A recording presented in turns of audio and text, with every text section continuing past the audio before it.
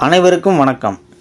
அவன் வாயை கட்டி வயிற்ற கட்டி ஒரு இனிஷியல் அமௌண்ட்டை கட்டி அதுக்கு டிவியும் கட்டி கண்ணுக்கு கண்ணாக ஒரு பைக்கு வாங்கி வச்சுருந்தா இவனுங்க மாதம் கவர்மெண்ட்டுக்கு கணக்கு காட்டுறதுக்கும் மாத கடைசியில் கட்டிங் வாங்கிறதுக்கும் நோ பார்க்கிங்னே போடாத முட்டு சந்துக்குள்ளே விட்டுருக்க பைக்கை கூட கசாப்பு கடையில் கறியை வெட்டி தூக்கி போடுற மாதிரி கொஞ்சம் கூட மனசாட்சியே இல்லாமல் போர்க்கு லாக்க, ஹேண்டில் பாரை, சைடு மிரரை எல்லாம் உடைச்சி நம்ம பைக்கை வண்டியில் ஏற்றிக்கிட்டு வருவானுங்களாம். அதை போய் கேட்டால் டோயிங் சார்ஜு 260 ரூபா கட்டி எடுத்துகிட்டு போங்கன்னு சொல்லுவானுங்களாம். அங்கே நோ பார்க்கிங்கனே போடவே இல்லை சார்னு கேட்டால் வண்டிக்கு இன்சூரன்ஸ் இருக்கா, லைசன்ஸ் இருக்கா, ஆர்சி புக்கு இருக்கான்னு மிரட்டுவானுங்க. எல்லாம் இருக்குது சார்னு சொன்னால் ஹெட்லைட்டுக்கு ஏன் பொட்டு வைக்கலை, அதுக்கு ஃபைன் 500 ரூபா கட்டுறியா, இல்லை டோயிங் சார்ஜே வெறும் 260 ரூபா கட்டிட்டு எடுத்துகிட்டு போறியான்னு கேட்பானுங்க. இருந்த வயிற்று எரிச்சலை எல்லாம் பக்கத்தில் இருந்தவர்கிட்ட கொட்டி தீர்த்தேன். என்ன பண்ணுறது சார் கேட்டால் ரூல்ஸு பேசுவானுங்க. கேட்குறத கொடுத்துட்டு தான் ஆகணும். இவனுங்களுக்கு இதுதான் வேலை. நமக்கு 1000 வேலை இருக்கே. முதல்ல 260 ரூபா கேட்பானுங்க. அவ்வளோதான் சார் இருக்குன்னு ஒரு 100 ரூபா கொடுங்க, வாங்கிட்டு விட்டுருவானுங்க. வேறு வழியே இல்லை. சொல்லிவிட்டு அவன் போய்விட்டான். என் மனசு ஆறவே இல்லை. பொதுமக்களின் பாதுகாப்புக்காகவும் நன்மைக்காகவும் செயல்பட வேண்டிய துறைகளில் இப்படி பொதுமக்களின் இயலாமையை பயன்படுத்தி தங்கள் காரியத்தை சாதித்து கொள்ளும் இவர்கள் மாதிரியான மனித மிருகங்கள் இந்த உத்தியோகத்துக்கு வந்ததை விட வேறு ஏதாவது வேலைக்கு போயிருக்கலாம். இன்னும் கூட என் மனம் கொதித்து கொண்டே தான் இருக்கின்றது. நானும் என்னை போன்றவர்களும் துடிப்பது போல் இவர்களையும் துடிக்க வைக்க வேண்டும் என்று முடிவு செய்தேன். எனக்கும் சில உயர் அதிகாரிகளையும் தெரியும். வெளியே வந்தேன்.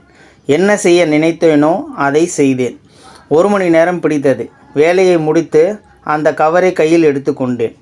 நான் செய்வது சரியா தவறா என்பதை பற்றி எனக்கு கவலை இல்லை. இதை செய்ததற்கு பிறகு நடக்கப் போவது பின்விளைவுகளை பற்றியும் கவலை இல்லை. நேராக அந்த அலுவலகம் சென்றேன். உள்ளே இருந்த அந்த நேர்மையான அதிகாரிகள் வந்தவர்களிடம் 260 ரூபா, சிலரிடம் 100 ரூபாயும் வாங்கிய களைப்பில் இப்போதுதான் சாப்பிட்டுவிட்டு வெளியே புகைப்பிடிக்க சென்றிருந்தார்கள். என்னுடன் 4-5 பேர் அங்கு வந்து உள்ளே பார்த்தார்கள். சுற்றி முற்றி பார்த்தேன். கிட்டத்தட்ட அது மிச்சம் மீதி ஆன ஓலைகளால் ஆக்கப்பட்டிருந்த குடிசை. அந்த கவரை டேபிள் மீது வைத்துவிட்டு கூட வந்திருந்தவர்களுடன் சேர்ந்து வெளியே வந்தேன்.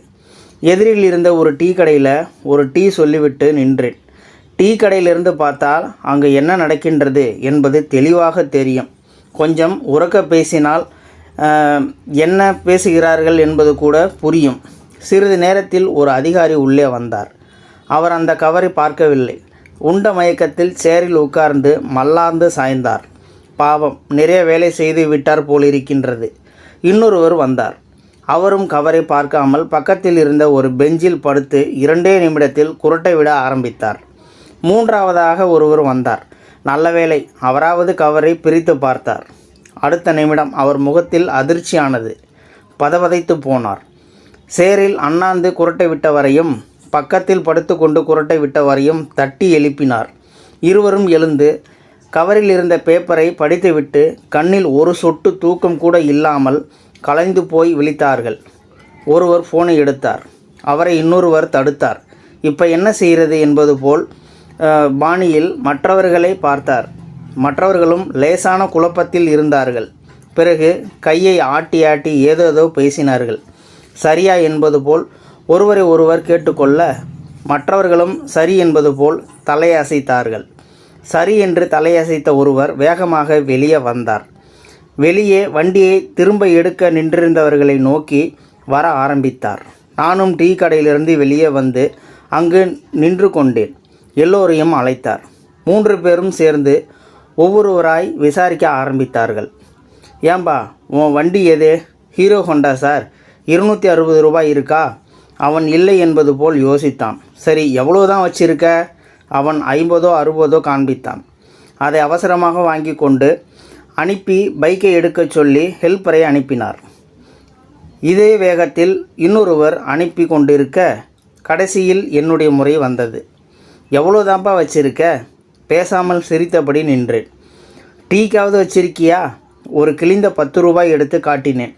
இதை வாங்கிறதுக்கு சும்மாவே இருந்திருப்பேன் என்று முனகிக்கிட்டே அதையும் வாங்கி கொண்டு தான் விட்டார். போய் எடுத்துக்க.